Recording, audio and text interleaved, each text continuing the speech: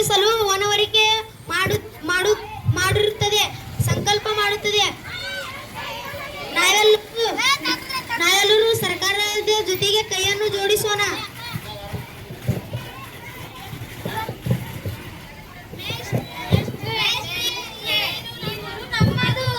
ಇದು ನಮ್ಮ ಇಷ್ಟ, ನೀವು ಹೋಗಿ ಹೋಗಿ ನಿಮ್ಮ ಕೆಲಸ ನೋಡಿ.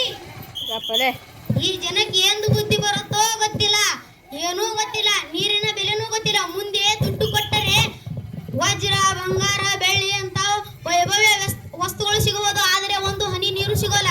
ನಾನಂತರೂ ಈ ಜನರ ಹಾಗೆ ನೀರನ್ನು ವ್ಯರ್ಥ ಮಾಡುವುದಿಲ್ಲ.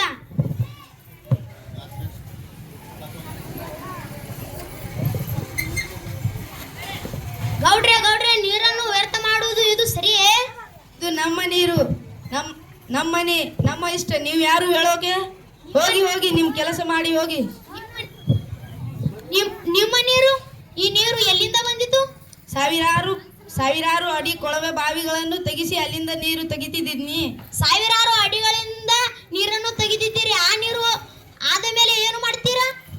ಆ ನೀರು ಮುಗಿದ ಮೇಲೆ ಎಲ್ಲಿಂದ ತರುದಪ್ಪ? ಹೌದಲ್ಲ, ಮೇಷ್ಟಿಗಳು ಸರಿಯಲ್ಲ.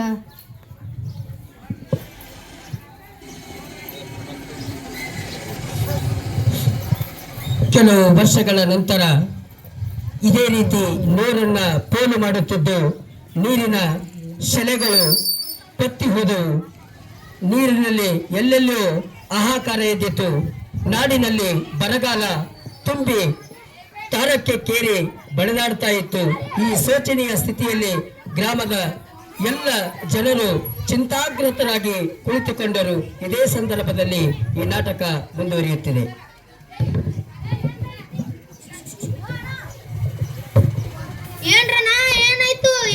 ಏನಾಯ್ತು? ಈ ಚಿಂತೆ ಒಳಗಿದ್ದೀರಾ? ನಂತ ಹೇಳಿ ಮಿಸ್ಟ್ರೆ, ಅಡುಗೆಗೂ ನೀರಿಲ್ಲ,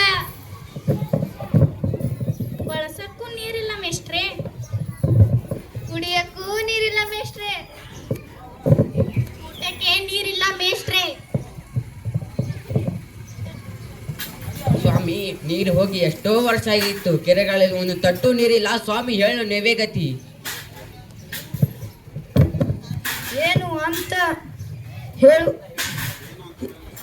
ಏನು ಅಂತ ಹೇಳಲ್ಲ ಸ್ವಾಮಿ. ಬೋರು ಹಾಕು 1 ತಿಂಗಳು ಆಗೇ ಇಲ್ಲ, ನೀರು ಹೋಗೇಯಿತು.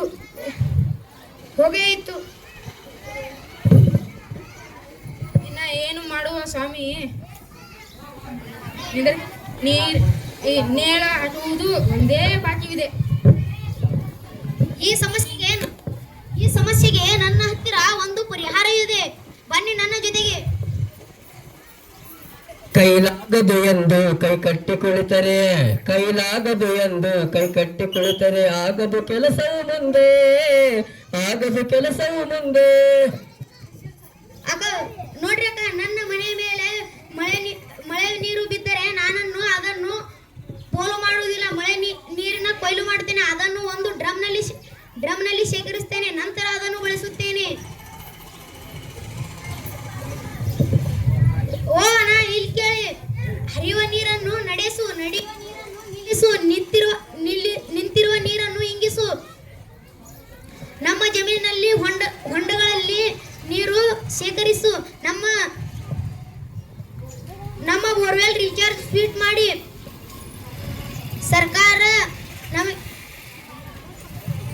ಸರ್ಕಾರ ಆರ್ಥಿಕ ಸಹಾಯ ಮಾಡುತ್ತದೆ. ನಾವು ಆ ಸಹಾಯವನ್ನು ಪಡೆಯೋಣ. ಬನ್ನಿ ನನ್ನ ಜೊತೆ.